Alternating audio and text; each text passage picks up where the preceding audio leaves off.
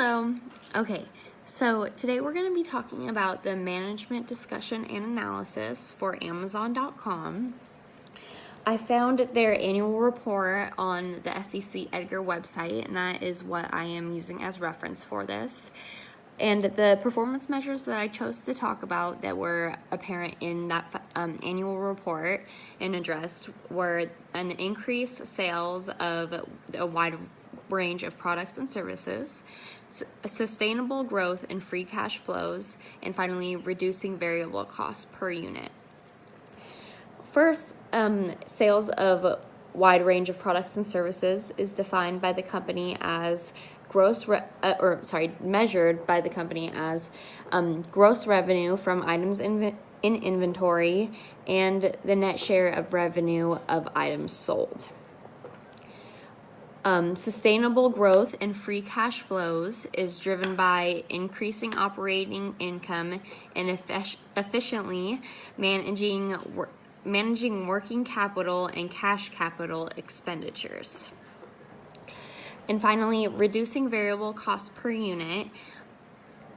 Variable costs in the definition in terms of Amazon's definition is the product and content costs necessary to build and run their technological infrastructure.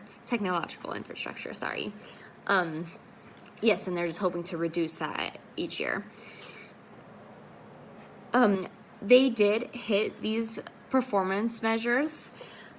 For instance, their increase in product and service sales, it's been growing throughout the years. In 2015, the company had sales of products and services of about 107,006,000 versus the next year, 2016, they had jumped to over $135 million in sales. Also, in their free cash flow, they had a steady growth throughout the year as well, which was their goal. In 2015, they had almost shy, or just barely shy of $16 million in free cash flow at the end of the period, versus in 2016, that had jumped to almost a little over 19 million, so that was a pretty big difference.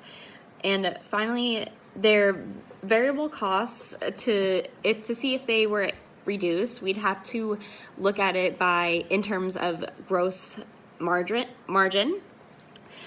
because essentially gross margin is the money left over after variable costs are taken care of. So the less amount of costs that you need for these variable costs, the less amount of money that you need for these variable costs will result in a higher growth margin. And throughout the years of 2011 and 2014, I couldn't really find anything a little more current than that, unfortunately. Amazon.com grew tremendously.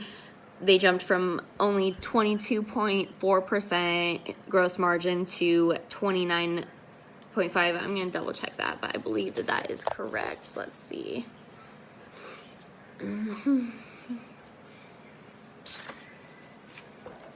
Let's see. Sorry, double checking my source real quick. Don't want to give you guys misinformation. Yes, that is correct. So, they are currently hitting their performance measures that they have in place for their organization.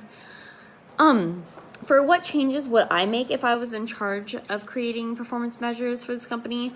I feel like that's a difficult question because Amazon is such a successful organization. They have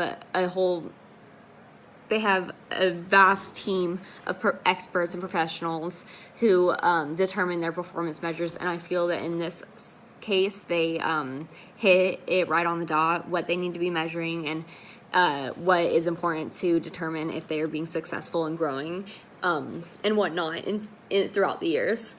When I was researching online, some things that I would see was perhaps customer performance being a measure of overall business performance, meaning whether they have a high growth in